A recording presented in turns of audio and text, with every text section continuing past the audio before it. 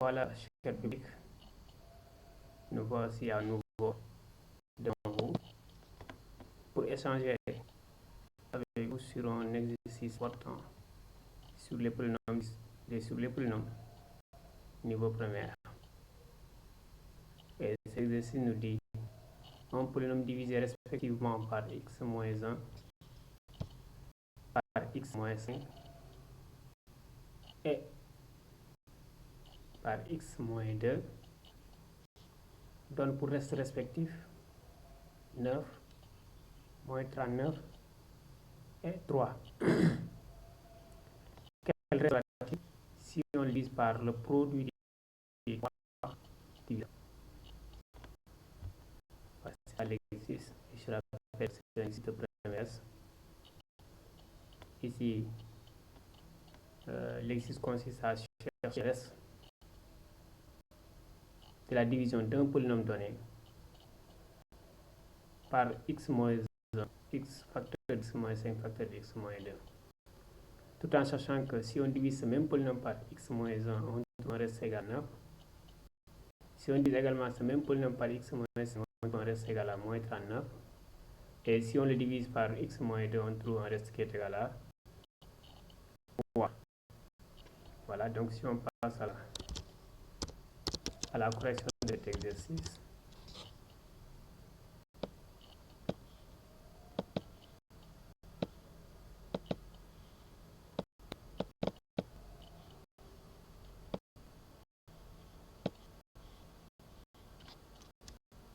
nous verrons ceci.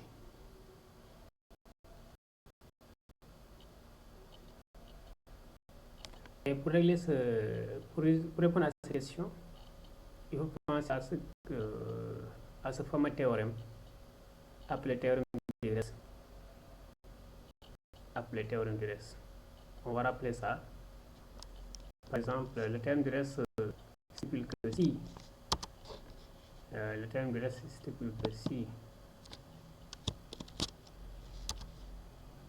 si on divise un polynôme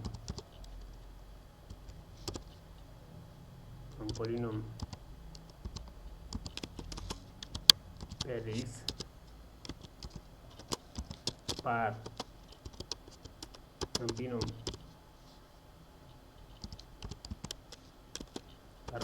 x moins 1, x moins a plutôt, par un binôme x moins a,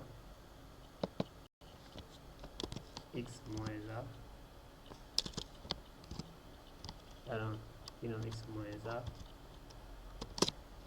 alors le reste que va être R de cette division est R égale à P de A. Et R égale à P de A. Et R égale à P de A. Ça, le théorème du reste qu'on va utiliser ici pour résoudre ce problème.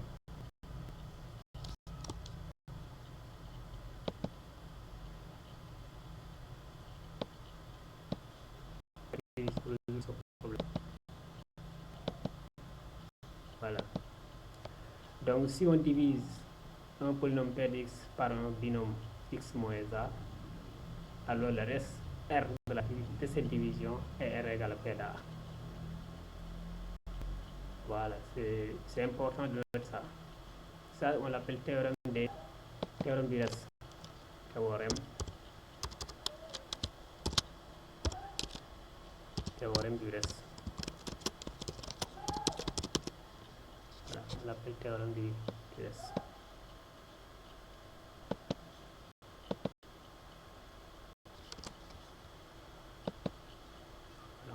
du reste. Donc cela veut dire que ici, le 9 là, on peut dire que c'est égal à P de A. P de A. Et le moins 39, également est égal à P de 5. Et le 3 est égal à P de 2. Si on applique directement ce théorème. Et par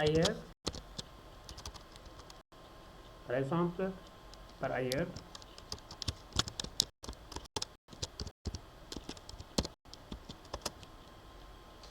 comme le diviseur est de degré 3, comme le diviseur je vais préciser ça, c'est ça le diviseur, c'est le produit des 3 facteurs là.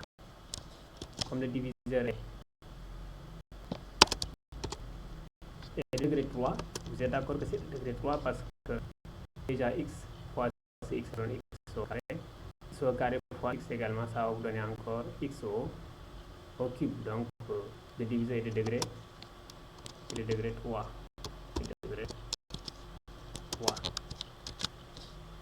Maintenant, si le diviseur est de degré 3, alors reste r de x, comme pour noter r de x, alors le reste r de x qui sera un polynôme aussi, un polynôme, le reste r de x, voilà, le reste r de x est de degré au plus 2, est de degré 2 au plus, est de degré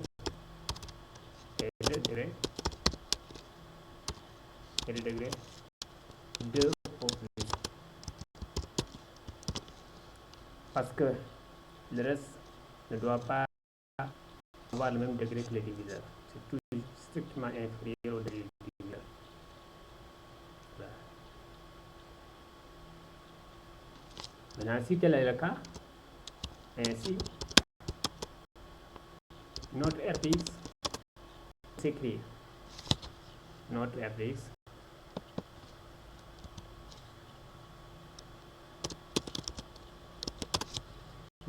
peut s'écrire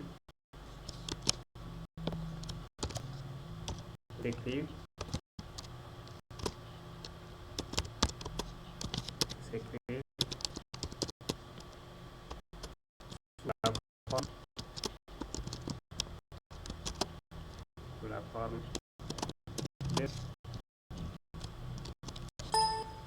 forme de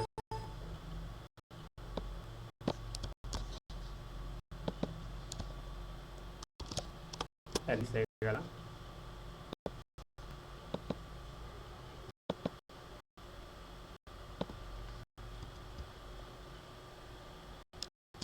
à ax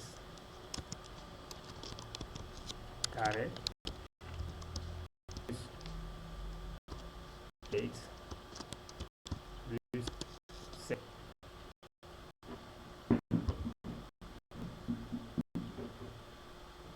plus c. Voilà.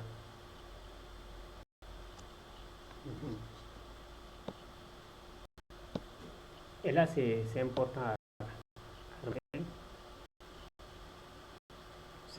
remarquer.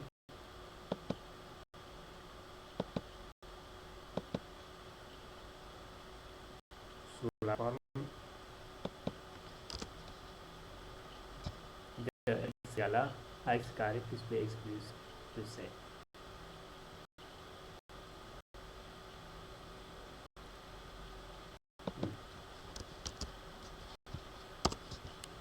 Et également, r de x peut être exprimé en fonction du polynôme p de x,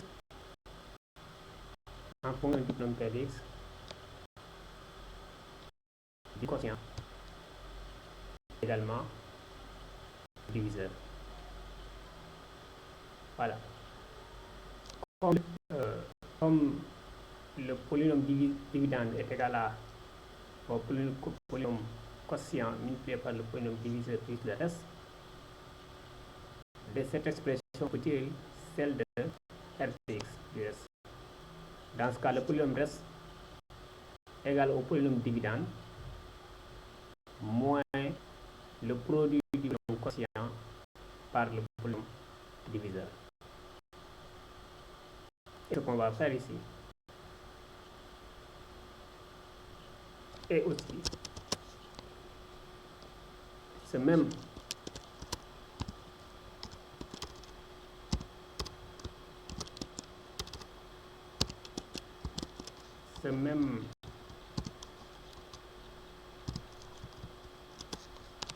RTX, peut être exprimé en fonction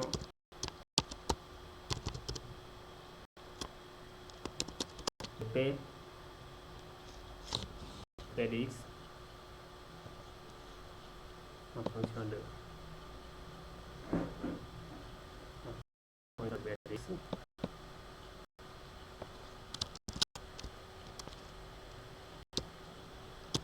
en fonction de X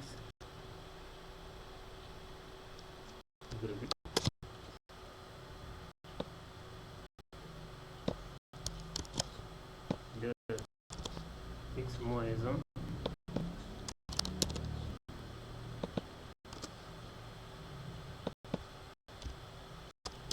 et de X.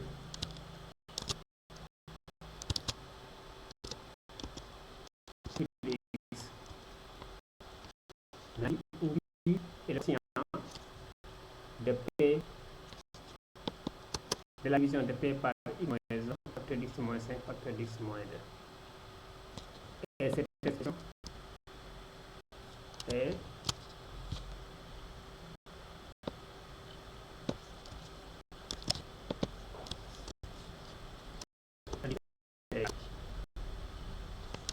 P de X moins Q de X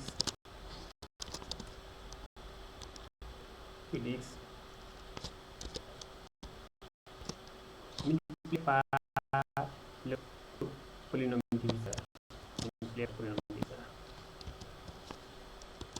Voilà.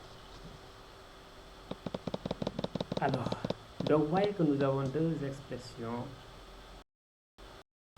de RDX. Toujours en exploitant la division euclidienne. Les propriétés de la division euclidienne.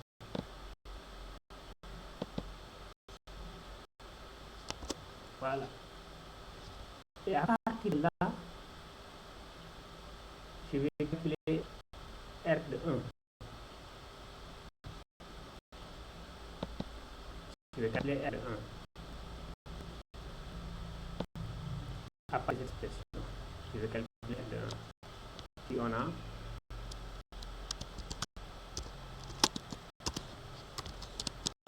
R de 1 égale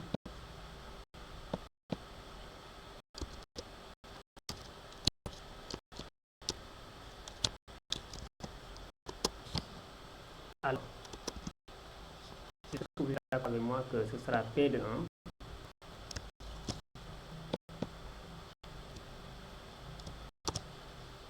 sera P de 1. Ici, il suffit tout simplement de remplacer dans cette expression X par 1, on va avoir R de 1 n'est pas moins Q1.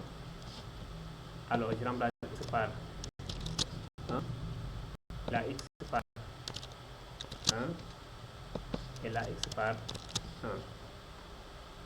Donc, finalement, ça va donner combien? À la fin, ça va donner tout simplement P de 1. Ça va donner tout simplement P de 1. Pourquoi? Parce que c'est pas que la va s'annuler. 1 moins 1, ça donne 0. C'est ce facteur qui va s'annuler et qui donne 0. On a 0 multiplié par ça et ça après ça, ça va donner ça. Donc, ça pas la peine de compter les opérations. Premièrement. Deuxièmement, je vais calculer R de 5. Parce qu'on a divisé on est resté de division par x moins 1, x moins 5, x moins 2. Je vais calculer R de 5. R de 5 va donner P de 5 également. Moins Q de 5. Maintenant là, cette fois, ça va faire 5 moins 1. Et ici, nous aurons maintenant 5 moins 5. Et nous aurons 5 moins 2. Si vous remarquez à moi cette fois-ci, c'est cette partie-là qui va s'annuler. Cette partie-là qui va s'annuler. Et par conséquent,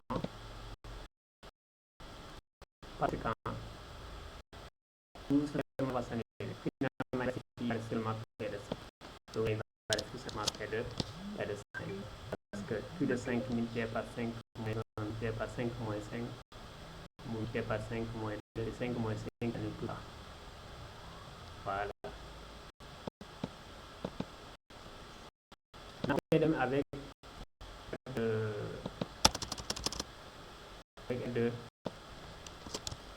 R de 2 cette fois-ci. R de 2 également c'est à la P de 2 en remplaçant x par tout dans cette expression en remplaçant x par 2 moins Q de 2. Là nous aurons cette fois-ci 2 moins 1 après 2 moins 5 et là nous aurons 2 moins 2. Et vous remarquez avec moi que cette fois-ci c'est 2 moins 2 qui est le facteur unique. Et là comme ça va annuler tout ce terme là. Voilà. Et du coup si tout ce terme là annule, ça veut dire que S sera égal à R de 2 égale à P de 2. Voilà, R de 2 égale à P de 2. Donc vous voyez que en résumé, on peut mettre ça en résumé.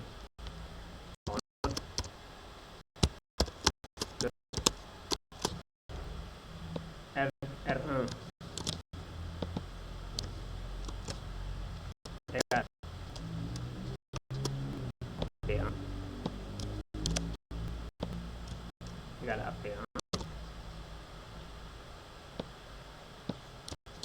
égale à P1. Ensuite R2 égale à P2 et je mets d'abord F5 sur l'autre, mais c'est juste pour suivre l'autre, pas égal à P5 et R2 égale P2. Mais si mis aussi R2 égale P2 puis mettre R5 égale P5, ce serait la même chose, c'est pas méchant, c'est juste pour suivre qu'on a déjà établi. Or, à ce moment-là qu'on va faire appel au théorème de reste. Au théorème du reste qui dit que le P de 1, c'est le reste de la division du polynôme par x moins 1. Le P de 5, c'est le reste de la division du polynôme par x moins 1. Et P de 2, c'est ça. Voilà. Voilà. Par le théorème de reste, on peut écrire. Le théorème du reste,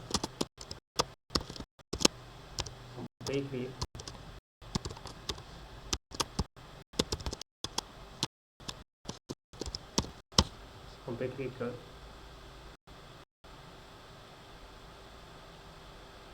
P de 1, on peut écrire que P de 1 est là. Je peux dire P de 1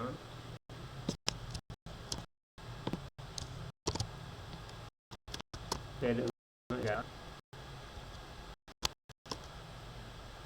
à le reste de la division de P par x moins 1, c'est quoi encore? Si vous voyez, c'est 9, donc on peut mettre P de 1 égale à 9. Voilà, 9. Aussi là, R de 1, il y a là aussi R de 1, on peut noter ça. Et comment je fais ça? Je vais aussi mettre P de 5 égale. Maintenant, lorsqu'on divise par x moins 5, le reste, c'est quoi? C'est moins 39, c'est là. Je vais dire R de P de moins 5 égale moins 39. Voilà. Et je mets également P de 2. Là-bas, le reste, le reste, on avait dit que c'est 3. Donc P de 2 égale à 3. P de 2 égale à 3. Voilà maintenant ces petites conclusions. On a R de 1 égale à P de 1. R de 5 égale P de 5. R de 2 égale P de 2. Or P de 1 égale 9. P de 5 égale moins 39. P de 2 égale 3. Donc on peut dire que R de 1 égale, donc je mets donc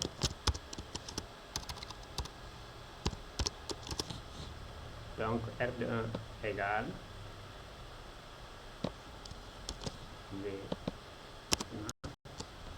égale à combien? Égale à 9. Mais regardez, R de 1 aussi, on pouvait le calculer à partir d'expression. Il suffit de remplacer par 1, x par 1. On va avoir A fois 1 au carré qui donne A, plus B fois 1 qui donne B, plus C. Donc, R de 1 aussi égale à A plus C. Je vais ajouter ça ici. A plus B plus C. Très bien. Et l'autre cas possible qu'on va faire traiter également, c'est R de 5. Alors, R de 5, on a dit que c'est égal à moins 39. Moins 39. Mais également, il ne faut pas oublier que 5 il a cette expression de Rx en remplaçant x par A fois 5 au carré, ça donne 25A, plus B fois 5, ça donne 5B, plus C. Donc finalement, nous allons avoir 25 carré, 25A plutôt. Ici, on va avoir 25A plus 5B plus C, qui donne toujours 30, moins 39. Et la relation, c'est R de 2. R de 2 égale à combien? On avait dit que R de 2 égale à 3. Donc, si je change, c'est 3. Et là aussi, dans cette expression de R dx, je reviens. Si on a x par 2, ça va faire A fois 2 à la puissance 2 ou bien 2 au carré, ça donne 4A, plus B fois 2, ça donne 2B plus C, donc ça donne 4A plus 2C. 4A, 2 plus C. Donc là, 4A plus 2B plus C. Voilà maintenant les relations complémentaires. À partir de là, trois relations, on a un système d'équations à trois inconnus. Un système de trois équations à trois inconnus. Et c'est qu'en résumé, on peut avoir un pièce ceci. On obtient ainsi que ceci là. On va voir le système.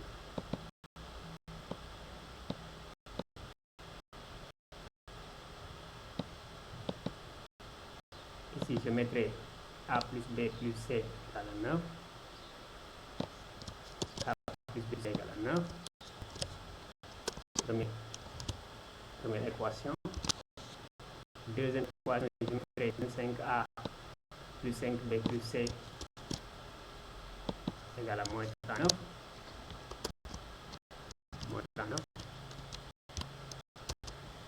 J'espère que vous suivez jusque-là. Et dernière relation, c'est que je prends 4A plus 2B plus C égale à 3. Égale à 3. Donc, pour avoir le suivi maintenant d'avoir la valeur A de B et de C, rappelez-vous qu'on a vu que le R donné par A est 4 de X plus C. Donc, si on arrive à toutes les valeurs de A, de B et de C, on a gagné. Et ces valeurs peuvent être obtenues par résolution de ce système d'équations. Et là aussi, on peut résoudre ce système d'équations en utilisant ce qu'on appelle la méthode du pivot de gauche. Et ici, nous avons choisi cette équation comme de pivot, quoi. Ici, je l'appelais R1, la ligne 1, mais L1. Là, je peux l'appeler L2, deuxième ligne.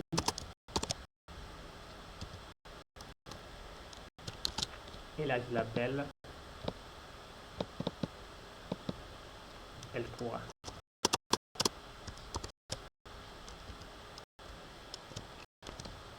Voilà.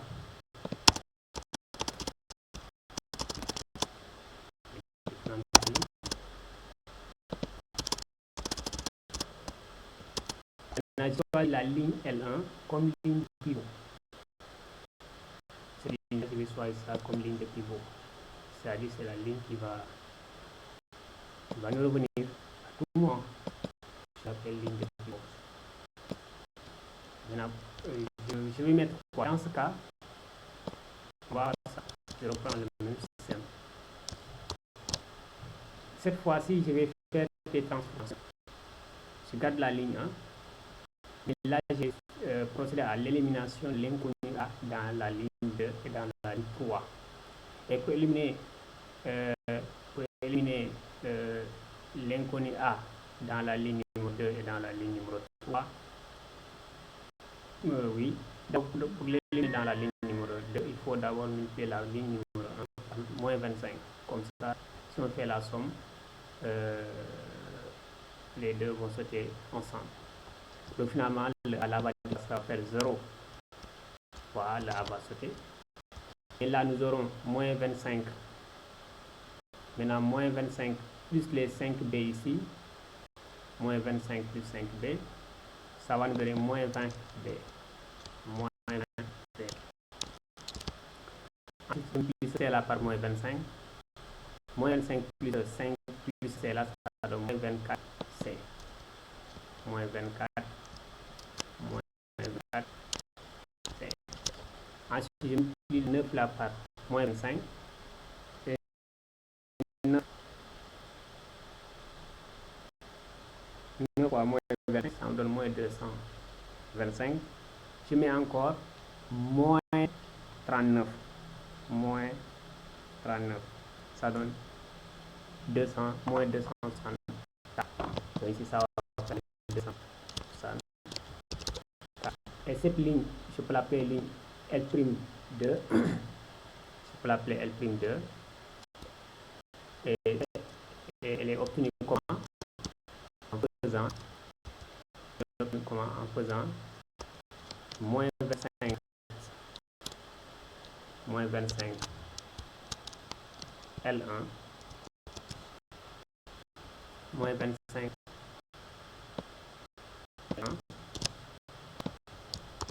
25 L1 plus maintenant moins 25 L1 plus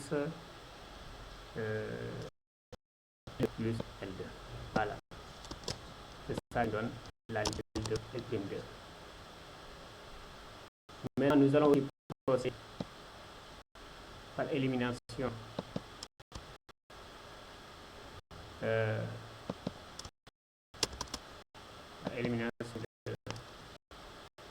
A dans la ligne 3.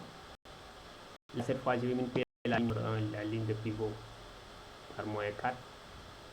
Et si on multiplie cette ligne par moins 4, on va avoir moins 4A plus 4A. Les A vont sauter. Donc, il va être 0A. Ensuite, on va avoir moins 4B plus 2B. Moins 4B plus 2B, ça donne moins 2B. Ici, moins 2B. Ici, nous aurons moins 4C plus C, ça donne moins 3C. Moins 3C. Et là, nous aurons moins 36 parce que c'est moins 4 fois 9, ça donne moins 36. Moins 6 plus 3, ça donne moins 33. Moins 33. Et là, c'est la ligne F3 qui est obtenue en faisant quoi? En faisant moins 4. Je vais passer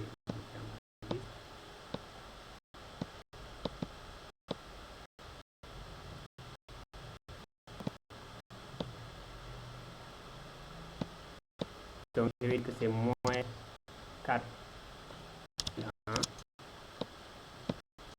moins 4 L1, là, on va obtenir cette relation moins 4 L1 plus, par exemple, L3 plus L3, la ligne 3 de départ, la ligne 3 de départ, voilà, ça.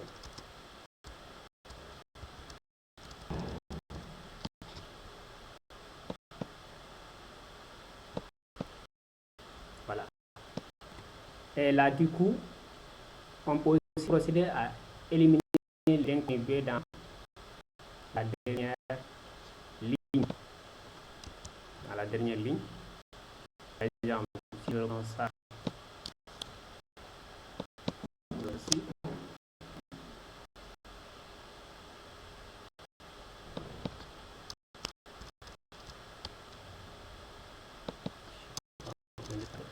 parce que ça c'est avoir les différentes lignes. Mon objectif est d'éliminer l'inconnu dans la troisième ligne. De ce fait,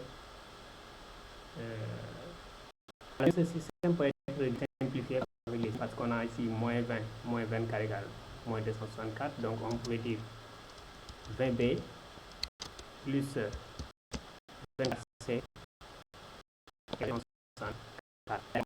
On pouvait dire 2b plus 3c égale à 3 pour simplifier les signes moins. Et si on va par élimination de B dans la troisième ligne, donc on va lier la droite à moins 10 par moins 10. Et faire la ligne N2. Et si on fait le cas, si on multiplie par moins 10, on va avoir moins 20b, moins 20b plus 20b, les b vont se non. Ensuite, si on multiplie par 10, ça va faire 30. Voilà. Maintenant, moins 30 plus 24, c'est ça. Moins 30 plus 24, c'est ça donne moins 6, c'est moins 6. Et là, on va faire moins 10, ça donne moins 33. Moins 330 plutôt. Moins 330. Moins 330. Plus maintenant 264.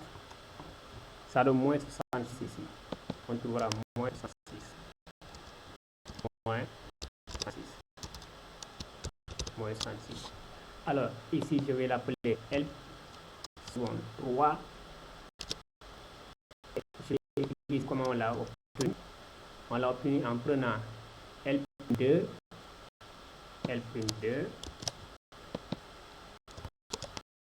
L moins 10, L'3. Voilà, moins 10, L'3. Moins 10, L'3. Moins 10, L'3. Moins 10, L'3. Voilà.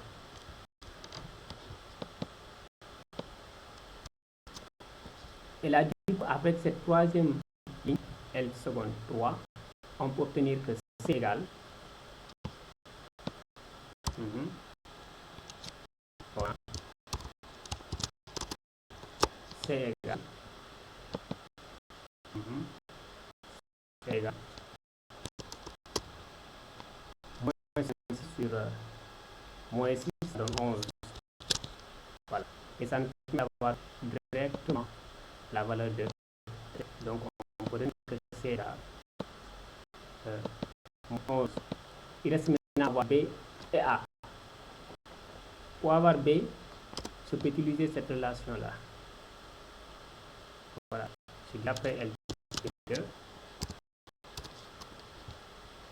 D'après L2.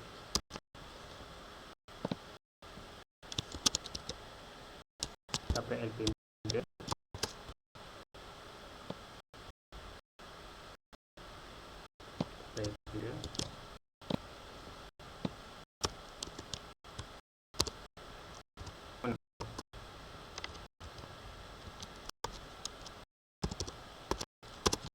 On a 20B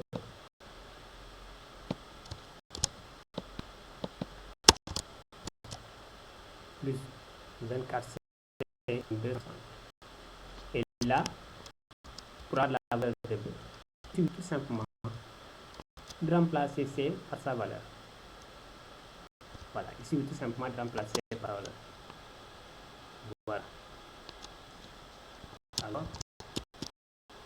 nous aurons ça. Nous aurons B. Et on remplace C par sa valeur, c'est par 11. On multiplie par 11, parce qu'on a déjà trouvé la valeur de C. On multiplie par 11.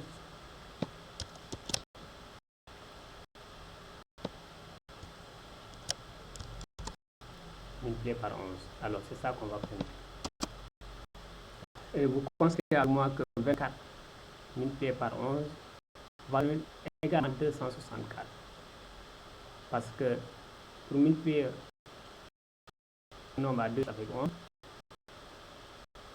on écrit les deux chiffres extrêmes avec un décalage entre eux. Et pour avoir le chiffre qui est entre les deux, on fait la somme. On fait la somme des deux. Vous voyez que 2 plus 4, ça me donne 6. Et si on décale, mais le 6, allez, on va avoir 264. Ce qui veut dire que le B est nul. Parce que 20B plus 264 égale 264. Donc B égale à, ce qui veut dire que le B est nul. Là, si vous effectuez les calculs, vous allez avoir un B égale à 0. B égale à 0. Là aussi, on a la valeur de B. A égale à C égale à 11. Le B égale à le B égale à 0. Il reste quelle valeur à trouver? Il reste juste la valeur de A. Voilà. D'après la ligne 1, la ligne 1, on avait quoi? A plus B plus C égale à 9. Or C égale 11, B égale 0. Donc A plus 11 égale à 9. Maintenant, si on transpose, c'est donne A égale à, si on transpose, vous allez avoir 9 moins 11. Et 9 moins 11 égale moins 2. Donc A égale moins 2. Finalement, nous avons les différentes valeurs. A égale à, A égale à 2, B égale 0 et C égale à 11, C égale à 11. Et en fin de compte, notre R devient, notre R de X devient, c'est-à-dire notre polynôme restant devient R de X, notre R de X devient, et je remplace maintenant dans l'expression générale de départ, dans l'expression générale de départ, R de X par A par sa valeur, B par sa valeur et C par sa valeur. Donc, on va avoir moins 2 parce que le A égale à moins 2. X au carré, parce qu'on avait c'était le coefficient de X au carré, c'est moins 2X carré. Moins 2X carré. Plus B de X. Mais on ne peut pas mettre ça. Maintenant, il reste le C qui est à la 11. Plus 11. Donc, voilà. Maintenant, si on divise ce polynôme-là par x moins 1, x moins 5, x moins 2, le reste qu'on va obtenir, c'est bel et bien 2x carré plus 11. Alors, je vous remercie de votre attention et à très bientôt.